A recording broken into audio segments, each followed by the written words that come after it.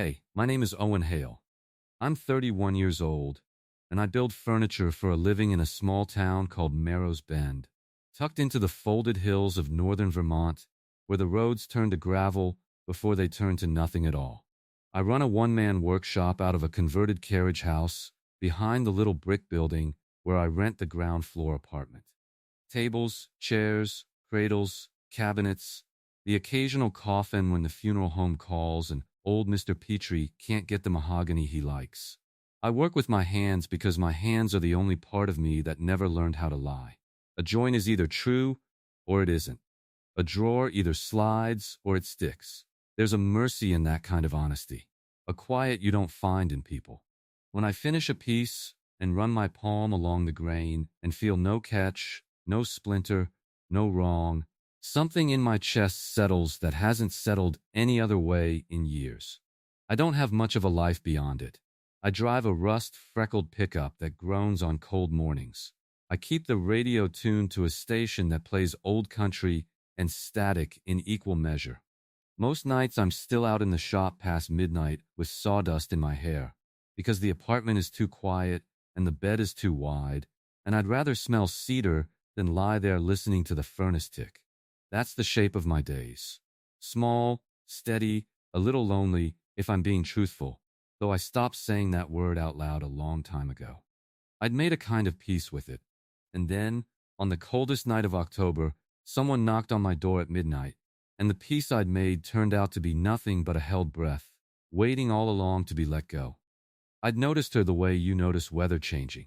3 weeks earlier, a moving truck had backed up the gravel drive, and a young woman had climbed out of a dented hatchback behind it. And for 2 days, she'd carried boxes up the outside stairs to the apartment above mine, one at a time, refusing help she never asked for, and I never quite offered. I'm not proud of that. I saw her wrestling a mattress around the landing, and I stood at my window with a mug going cold in my hand and told myself she'd want her privacy. That a strange man appearing on her stairs would frighten her more than the mattress ever could. Which was true, but it was also the excuse a coward reaches for, and I knew it even then. Her name, I learned from the mail that got mixed into my slot, was Nora Vance. Her boxes were labeled in careful handwriting, kitchen and books and fragile, and one of them just said start over. No other word. And I couldn't stop thinking about that box for days. What kind of person labels a moving box start over? Someone who needs to. Someone who packed her whole life in a hurry and needed to remind herself, every time she lifted a carton, what it was all for. We'd passed twice on the stairs. Both times she'd given me the small, tight smile people give when they've decided in advance not to need anything from anyone, and both times I'd nodded back and said nothing worth remembering, and that had been the entire span of our acquaintance. So when the knocking came, soft and quick and low, I almost didn't believe it was for me. It was past midnight. I'd just come in from the shop, still in my work clothes, planing dust across the collar of my Henley, and I was standing at the sink drinking water straight from the tap like I always do when the knock came again. 3 light taps, barely there. The knock of someone who is sorry to be knocking at all. I opened the door and the cold came in first. A whole autumn's worth of it. And there she stood on my step in a cream sweater, 2 sizes too big, and gray flannel pajama pants, and a camel wool coat thrown over her shoulders like she'd grabbed it on the way out and had no time for the sleeves. Her feet were in thick socks and a pair of slippers gone dark at the toes from the frost on the boards. Her chestnut hair was down and wild from the wind, and her arms were crossed hard over her middle, and she was shivering so badly I could hear her breath stutter. "I'm so sorry," she said. "I'm so sorry, I know it's late." "You're all right," I said, though she plainly wasn't. "What happened?" I took the trash out. "Just for a second." The door swung shut behind me and it locks on its own. I didn't know it locks on its own, and my keys and my phone are both inside and the landlord doesn't answer after 9. I already tried the emergency number. It just rings. And it's so cold. And I didn't know where else. She stopped. Her jaw was trembling. She looked past me at the warm yellow light of my kitchen, the way a person looks at a fire they're not sure they're allowed to sit by. And then she said it, so quietly I almost missed it under the wind, almost like she was asking herself as much as me. Can I just stay till morning? I'll sit anywhere. I won't be any trouble. I can't stay out here. I have thought about that moment more times than I can count, because everything that came after turned on it. On the half second where I stood in my own doorway with the cold pouring in and a shivering stranger looking up at me, and I understood that whatever I said next would tell her something true about the world she'd just moved into. Whether it was a place where a woman alone could knock on a door at midnight and be met with kindness, or whether it was another place like the one she'd packed her boxes to escape. I stepped back and pulled the door wide. Come in out of the cold, I said, before you catch your death. She hesitated one more breath, and then she came in, and I shut the door on October. And the quiet apartment that had felt too large for one felt, all at once, exactly the right size for two. I put the kettle on because it was the only useful thing I could think to do with my hands, and because a man who is boiling water is a man who is safe to be near, and I wanted her to feel that. I pulled the good quilt off the back of my reading chair, the one my grandmother stitched, and I held it out, and she took it and wrapped herself so completely that only her face and her cold pink fingers showed. She sat on the very edge of my couch like she might need to leave at any second. I gave her the mug of tea, and I made sure our fingers didn't touch when I handed it over, and I sat down across the room in the hard chair, as far from her as the small room would let me. So she'd know I understood the shape of the thing. I'm Owen, I said. I'm downstairs. I build furniture. Most of what you're sitting on I made, so if the couch is uncomfortable, that's my fault, and I apologize. That got the smallest laugh out of her, more breath than sound, but it was something. Nora, she said, though you probably know that, the mail here doesn't respect boundaries. I've been guarding a catalog and 2 bank statements for you, I admitted. I kept meaning to bring them up and kept losing my nerve. She looked at me over the rim of the mug. Why would you lose your nerve? Because a strange man knocking on your door is a lot to ask a person to be okay with, I said. Especially a person who labeled one of her boxes "Start Over" and didn't put anything else on it. I regretted it the instant it left my mouth. Her face changed, closed like a hand, and I lifted my palm. I'm sorry. That was a private thing and I had no business reading it, and even less business saying it. I only meant, I noticed. That's all.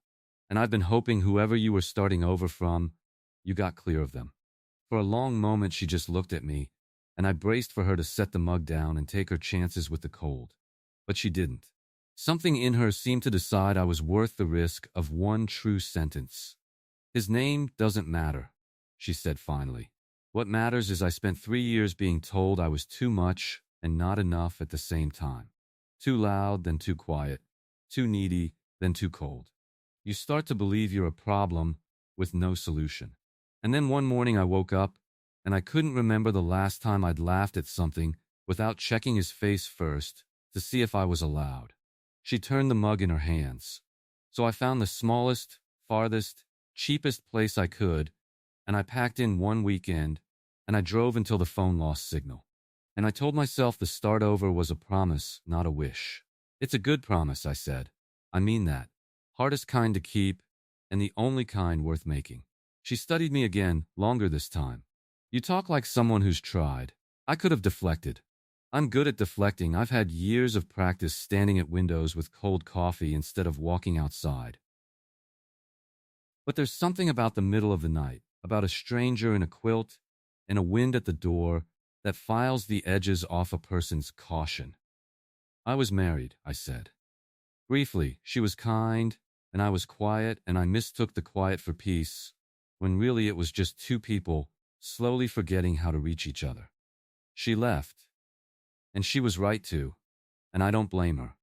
But I got so used to the silence after that I stopped noticing it was silence. You can drown slow. You can drown so slow you think you're just learning to hold your breath. Nora didn't say anything to that. She just nodded, the small nod of someone who knows exactly the depth of that particular water. And then we talked. Lord, we talked. About nothing and everything, the way you only can with someone you've agreed, without ever saying so, to be honest with. because you'll probably never have to see them again. She told me she used to paint before he made her feel foolish for it. Watercolors mostly, birds and old barns, and that she'd packed her brushes but hadn't opened them. I told her about the coffin mahogany and the funeral home and old Petrie's fussiness, and she laughed for real that time. A bright, startled sound that she immediately covered with her hand like she'd broken a rule, and I said, "You're allowed to laugh here. That's the one house rule. Everything else is negotiable." "Is that so?" she said. "Then can I ask you something and have you answer it honestly?" "That's the whole idea of the middle of the night," I said. "It's the only time people tell the truth. Ask." She pulled the quilt tighter and considered me. "The apartment building's half empty. There are 3 other doors on this property. When my door locked, I stood out there in the cold, going through them in my head, and I skipped every one of them and came to yours.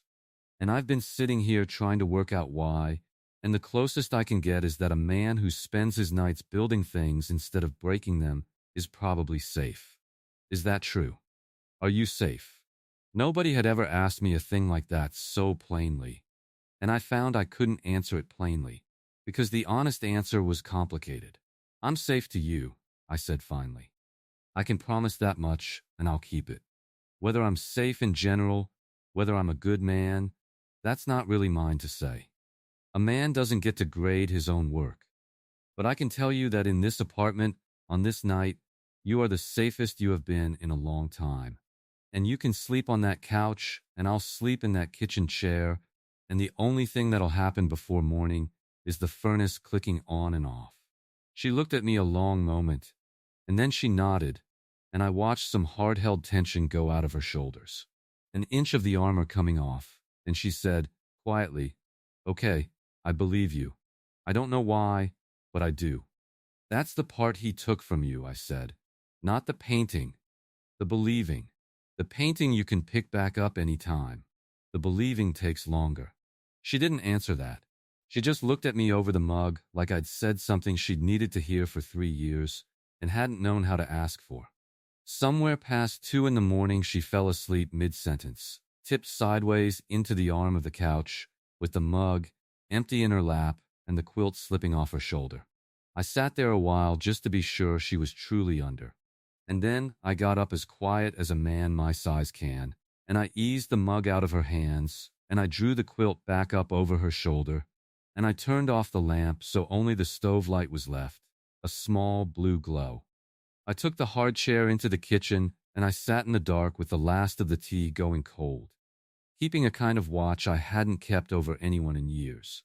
And I felt something I hadn't let myself feel in longer than that. Not hope, exactly. Hope was too big a word for the middle of the night. Just a small, warm ache of caring what happened to someone. It felt like blood coming back into a limb that had fallen asleep. It hurt, a little. I welcomed it. Morning came gray and gold through the frost on the window. I'd fallen asleep in the kitchen chair, and I woke to the smell of coffee, and for one disoriented second I thought I'd dreamed the whole night, until I came around the corner, and there she was in the kitchen, sleeves shoved up, making coffee in my dented percolator like she'd made it 100 times. "I hope this is okay," she said, not turning around. I woke up and I didn't know how to just sit there in a stranger's house doing nothing, so I made myself useful. It's the only way I know how to say thank you without making it weird. "It's already weird," I said. "You may as well have coffee." The landlord finally answered at 8. He came grumbling up the drive with the spare key and let her back into her own life. And just like that, the night was over, and we were 2 neighbors standing on a frosty landing in the daylight, both suddenly shy, neither of us sure how you say goodbye to someone you told the truth to at 3 in the morning. "Thank you," she said. "Really, I'm not used to that, to someone just being decent about a thing. You don't have to be used to it," I said. "You just have to let it happen a few more times till it stops surprising you." She smiled at that, the tight guarded smile gone, replaced with something newer and more fragile, and she went up her stairs and I went into my shop, and I turned on the saw and got exactly nothing done all day, because I kept catching myself standing at the bench with a board in my hands and no idea what I'd meant to do with it. It should have ended there. In the version of my life I'd been living, it would have. We'd have nodded on the stairs for another year and never spoken of the night again. But I couldn't stop thinking about the brushes she'd packed and hadn't opened, and 2 days later I did something I hadn't done in a decade. I built something for a reason that had nothing to do with money. I took a length of birch I'd been saving, and I made her a small easel, the folding kind, light enough to carry outside, and I sanded it till it was smooth as river stone, and I oiled it and let it dry, and on the third evening I carried it up her stairs before I could lose my nerve again, and I knocked. When she opened the door and saw it, her hand went to her mouth. "I noticed you said you paint," I said, suddenly aware of how foolish I felt, a grown man on a landing, holding an easel like a bouquet. "Or you did. Used to. And a promise like start over seems to me it ought to include the things somebody talked you out of. So, here no pressure. If you'd rather use it for firewood, I built it to burn nicely." She didn't say anything for so long I started to apologize, and then she stepped forward and hugged me, quick and hard, the easel awkward between us, and into my shoulder she said, "Nobody's built me anything since I was a kid," and her voice broke clean in half on the word kid, and I stood very still and let her. Because some hugs aren't about you at all. They're just a person letting go of something they've carried too long, and the kindest thing you can do is be solid enough to lean on. That was the beginning of the good months. That's how I think of them now, the good months, though we didn't know to call them anything at the time. She painted. She set the easel up on her little landing and painted the hills going red and then bare. And she left a watercolor of my workshop taped to my door one morning, the carriage house all warm ochre with the light coming out the windows, and I framed it and hung it over my bench, and it's still the best thing in the room. I fixed the wobble in her kitchen table and taught her which floorboards to step over so the whole apartment wouldn't announce her. She started bringing me coffee in the shop in the afternoons, and she'd sit on the stool by the window with her feet tucked up and watch me work and ask questions about the wood, and I found I could talk for hours when someone was actually listening, which was a thing I'd forgotten about myself. We had supper on my porch when the evenings were still warm enough. And then when they weren't, we had it at my table, and the apartment that had felt too large for one and exactly right for two now felt, on the nights she went back upstairs, too quiet again in a way it never had before she came. There was a Saturday we drove into town for the hardware store and ended up spending the whole afternoon there, walking the aisles. And she picked out a color for her landing rail, a green so dark it was almost black, and while I mixed it, she wandered off and came back with a bird feeder shaped like a little barn, and she held it up with both hands like a kid at a fair and said, "For the goldfinches." I've decided we're going to have goldfinches, and I bought it without a word and mounted it outside her window that same evening, and within a week there were goldfinches. Because when Nora decided a thing was going to be true, she had a way of bending the world around to agree with her. There was the night the power went out in a windstorm, and I brought up every candle I owned, and we ate cold sandwiches on my floor by candlelight, and she told me about her grandmother, who'd raised her, who'd painted, who'd died the winter Nora turned 19 and left a hole nobody since had thought to fill. There was the afternoon she caught me humming along to the Static and Country station and made me dance with her in the sawdust, badly both of us, and she laughed so hard she had to sit down on the bench, and I thought, standing there watching her wipe her eyes, that I would trade every quiet, peaceful year I'd banked to keep this one loud, imperfect woman laughing in my shop. I didn't say it, but I thought it, clear as a bell, and once you've thought a thing that clearly you can't go back to not knowing it. That was the trouble with letting the blood back into the limb. Once you can feel again, you feel the cold too. I knew I was falling for her. I think I'd known since the easel, maybe since the quilt, but I held it careful and I held it quiet, because she'd come here running from a man who wanted too much of her, and the last thing on God's earth I wanted was to be another set of hands reaching for something she wasn't ready to give. So I said nothing. I just kept the coffee hot and the easel oiled and the porch light on, and I told myself that being near her was enough, that I could live in the doorway of this thing forever and never ask to come inside, and I almost believed it. There was one evening that nearly undid me. We'd finished supper and she was washing up at my sink and I was drying, and our hands kept meeting in the dish rack, and neither of us moved away from it, and the radio was playing something slow through the static. And she went still with a plate in her hands and said, not looking at me, Owen, can I ask you why you've never once tried anything? And my heart went sideways. Because you didn't come here for a man to try anything, I said. You came here to breathe, and I'd rather be the person you breathe next to than one more person you have to hold your breath around. She set the plate down very carefully. And if I told you I've started holding my breath a little anyway, she said, just not the bad way, the other way, the way you do at the top of a hill before the drop. I wanted, in that moment, to set down the dish towel and cross the 2 feet of kitchen between us and end 3 months of standing in the doorway. But I looked at her hands, still not quite steady. And I remembered the woman on my step in October who kept waiting for the bill at the end of the kindness, and I made myself wait one more time, because I decided long ago she would be the one to set the pace of her own healing.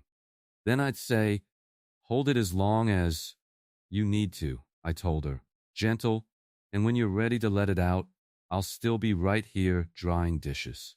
She looked at me like I'd passed a test she hadn't told me she was giving, and she smiled, and she flicked dishwater at me, and the moment passed into something easier, and I lay awake that whole night with my heart going and no idea that everything was about to be forced into the open, whether we were ready or not, by the arrival of a black car 2 evenings later.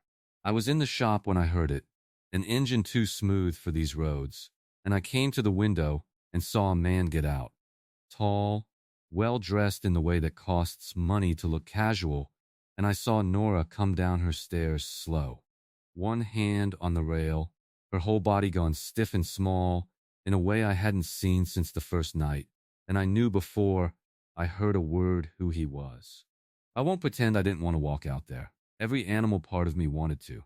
But I'd spent 3 months learning that the kindest thing I could do for Nora was to let her be the one who decided things about her own life. So I stood at the window, with my heart going like a hammer and my hands useless at my sides, and I watched. And I made myself ready to walk out only if she looked toward the shop. That was the deal I struck with myself. If she looks for me, I go. If she doesn't, I trust her. She didn't look. She stood in her own driveway with her arms crossed the way she'd crossed them that first cold night, and whatever he was saying, low and reasonable and relentless, she took it standing, and then she said something back, short, and shook her head, and said it again, and pointed at the road. And he didn't leave. He took a step toward her, that reasonable smile still on his face. One hand coming up like he was going to touch her arm, and that was the line, that was the exact line, and I was already moving. I came out of the shop wiping my hands on a rag like I'd only just noticed the car, easy as anything, and I called out, Nora, the glue's setting on that table. I need your hands for a second if you've got one. In the flat, unbothered voice of a man who has all the time in the world and absolutely no fear in him, and I walked right up and stood at her shoulder, close, not touching. And I looked at the man and I said, sorry, didn't mean to interrupt. Owen, I'm the neighbor. The man looked at me and I watched him do the math that men like that always do. Taking in the sawdust and the boots and the size of me and the fact that I wasn't going anywhere, and the reasonable smile flickered. We're in the middle of something, he said. Doesn't look like the middle of anything she wants to be in, I said, still pleasant. But that's her call, not mine and not yours. Nora? And she looked at me then, finally, and I saw the whole question in her face. The same question from the first night in the doorway, is this a safe place? And I gave her the smallest nod. You're all right. I've got you. And she turned to him and said, in a voice that didn't shake at all, I told you not to come here. I meant it. There's nothing here for you. Go home. He stood a moment longer, and then whatever he saw in the two of us standing there together told him the trip had been wasted, and he got in his too smooth car, and he backed down the gravel drive, and he was gone, and the quiet came back, the good quiet, the kind that has another person breathing in it. Nora let out a breath that seemed to have been 3 years coming. Then she turned to me and said, shaky now that it was over, there's no glue setting on any table, is there? No, I said. There is not. You lied. I did. Cleanly, it's the only kind of lie my hands will let me tell. And only for a good reason. She laughed, that bright, startled laugh, and then it turned into something that wasn't quite laughing, and I opened my arms and she came into them. All the way this time, no easel between us, and I held her in the driveway while the last of the engine noise died off down the valley. Into my chest she said, I keep waiting for you to want something, for there to be a bill at the end of all this kindness. That's what I know. That's what kindness always was. The only thing I want, I said, careful, careful, is for you to have a place where nobody makes you feel like too much or not enough. And you've got that, whether it's with me or just near me or clear on the other side of the country. That part's not a bill. That part's just true. She pulled back and looked up at me, and there was frost coming into the evening again, that first cold October snap all over. And she said, what if I want it to be with you, not near you, with you? And I, who build things for a living, who know the difference between a joint that's true and one that only looks it, felt the whole shape of my quiet, careful life come apart and rebuild itself in a single breath into something with a door standing open. Then I'd say, I told her, that I've been standing in this doorway 3 months waiting for you to ask me to come in. We didn't rush it after that. We were two people who'd both learned the hard way what happens when you build fast on ground you haven't tested. But she moved her easel down to my porch where the light was better, and her brushes filled the empty windowsill in my shop. And the watercolor of the carriage house got a companion. One of the two of us on the porch that she painted from memory and swore was terrible, and I swear is the finest thing I own. The apartment upstairs went back to the landlord by spring. Some evenings now I catch her standing in my kitchen making coffee in the dented percolator with her sleeves shoved up, and I remember the first gray morning I came around the corner and found her there, a stranger being useful because she didn't know yet that she was allowed to just be. And I have to stop what I'm doing and hold on to the counter. Because the distance between that morning and this one is the whole distance a heart can travel. A while back I asked her, late in the dark, the way you ask the things that matter, whether she ever thought about how it might not have happened, if the door hadn't locked. If I'd said what I told myself I'd say, that she'd want her privacy, that a strange man would only frighten her. And she was quiet a while, and then she said, I think about it every time I hear the wind. But I don't think it was luck, Owen. I think I knocked, because some part of me had already decided, in 3 weeks of passing you on the stairs, that yours was a door I could knock on. We just needed the lock to make me brave. I think about that a lot, out in the shop, running my hand along a joint to feel whether it's true. About how the strongest things aren't the ones that never get tested, but the ones that get tested and hold. She knocked at midnight asking to stay till morning, and she stayed for good, and I'll spend the rest of my life grateful for a broken lock and a cold October night and a woman brave enough, or scared enough, to knock on a quiet man's door. If you've got a door in your life you keep meaning to open, a call you keep meaning to make, a kindness you keep losing your nerve to offer, this is me telling you, open it, make it, offer it. You have no idea whose whole life is standing on the other side of your held breath, waiting all along to be let in. I almost missed mine because I was too polite to walk down my own stairs. Don't be as slow as I was. And if you liked sitting with Owen and Nora tonight, stay a while longer with us. Subscribe and let the next story keep you company. There's always a warm light on here at Lamplight, and the kettle's always on.